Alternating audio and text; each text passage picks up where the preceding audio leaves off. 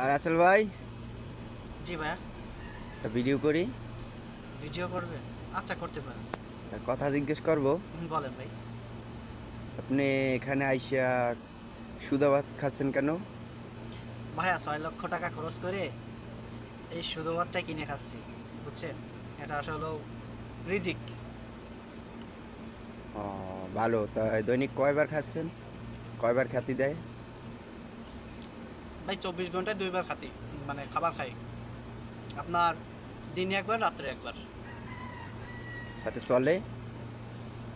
এখন না চললেও ভাই চালাতে হয়। বাংলাদেশে তো আপনার 3 বেলায় গরম ভাত খাইছি, ঠিক আছে? এই যে দেখতেই পাচ্ছেন যে শুকনো ভাত খাচ্ছি, এই একটা ডিম ভেজে 3 জনে এই ভাতটা আর কি ভাইজে খাচ্ছি, তেল ঝাল দিয়ে। এই আর কি ভাই, এটা প্রবাস তো ভাই, সৌদি আরব বলে কথা, মরুর দেশ।